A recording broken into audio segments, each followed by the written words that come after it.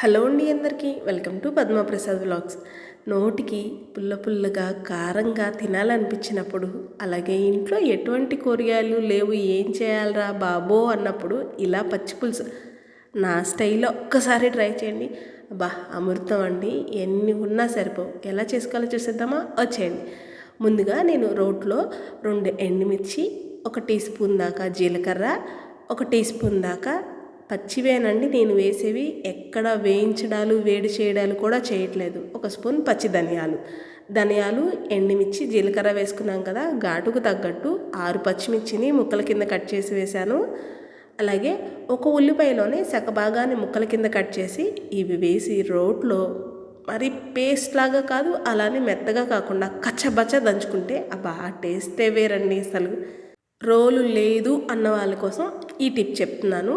Just మీరు ఇవన్నీ mixie జార్లో వేసి పల్స్ మోడ్లో ఒక్క తిప్పు అలా పల్స్ ఇస్తే కనుక సరిపోతుంది. మాకు అవసరం లేదు అనుకునే వాళ్ళు వీటన్నిటిని గిన్నెలో కూడా వేసి బ్రహ్మాండంగా చేత్తో అలా నలపొచ్చండి.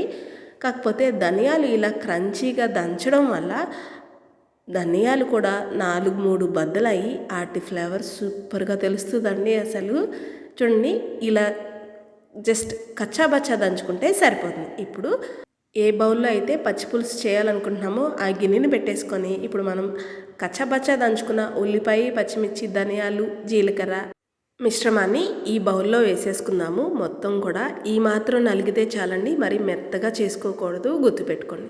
సగభాగం ఉల్లిపాయ ఇందాకలా దంచాం కదా, మరొక సగభాగం ఉల్లిపాయ ముక్కల్ని కూడా ఇందులో వేసేసి కొంచెం కొత్తిమీర తురుము, అలాగే మీ రుచికి సరిపడా ఉప్పును కూడా అడ్జస్ట్ చేసేసుకోవాలి.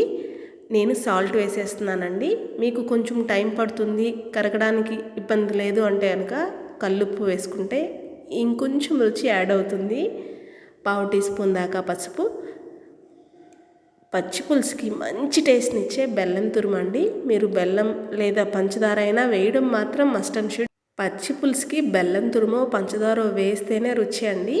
ఒక చిన్న నిమ్మకాయ సైజ్ అంత చింతపండుని నేను నానబెట్టి గుజ్జు తీసి పక్కన పెట్టేసుకున్నాను.